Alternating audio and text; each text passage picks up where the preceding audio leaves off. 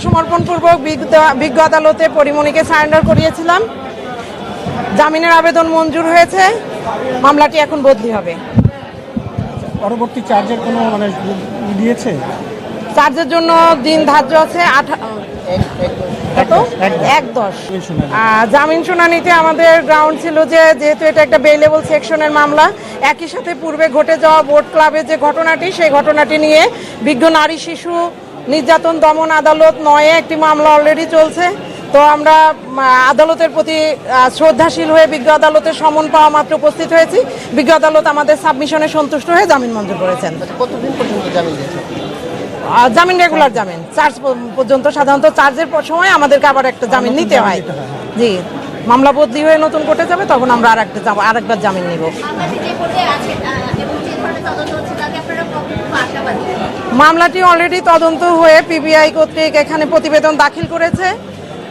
আমরা প্রতিবেদন দাখিল করেছে, তো প্রতিবেদনে যা আসছে আমরা মনে করি যে এই মামলাটি একটি কাউন্টার মামলা। এই মামলায় পরিমণি নির্দোষ প্রমাণিত হবে শেষ পর্যন্ত এবং খালাস পাবেন।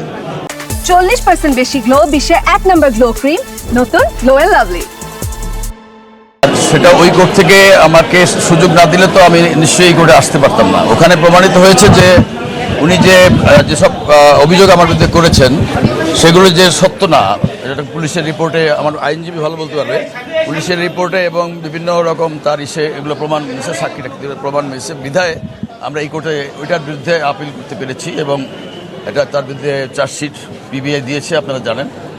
এবং সেটার ভিত্তিতে আজকে ওনার জামিন দেওয়া না দেওয়ার প্রশ্ন ছিল, জামিন পেয়েছেন। কিন্তু বিচার তো একটা চলমান প্রক্রিয়া এবং এটা একটা সময় শেষ হবে, সাক্ষী গ্রহণের পর শেষ হবে এবং আমি দৃঢ়ভাবে বিশ্বাস করি যে এটার একটা সঠিক বিচার আমি পাবো এবং আমার বিরুদ্ধে যে অন্যায় করা হয়েছে, মিথ্যা প্রচার করা হয়েছে, এটা সত্যতা মিলবে।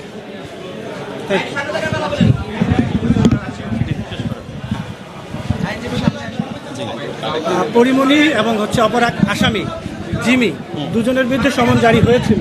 আজকে আদালতে কি হলো? ওনাদের বিরুদ্ধে 323-506 ধারায় আদালত অপরাধ আমলে নিয়ে সমন দিয়েছে। ওনারা আজকে বিজ্ঞ আদালতে হাজির হয়ে ওনারা জামিন আবেদন করেছে। তো সেক্ষেত্রে আমাদের জামিন প্রেয়ার যখন ওনারা করলো, আমাদেরকে জিজ্ঞেস করেছে আমাদের বক্তব্য কী।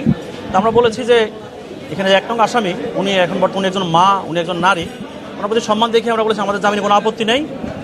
বিজ্ঞ আদালত আইনানুগভাবে যদি জামিন দেন, এক্ষেত্রে আমাদের বাদীদের কোনো আপত্তি নেই। তো বিজ্ঞ আদালত সার্বিক বিবেচনায় ওনারা দুজনেরই জামিন মঞ্জুর করেছেন এবং পরবর্তী তারিখ 1/10/2024 ধার্য করেছেন চার্জ হিয়ারিংয়ের জন্য। মামলাটা ট্রান্সফার হবে ট্রায়ালের জন্য অন্য কোর্টে। 1/10 জি।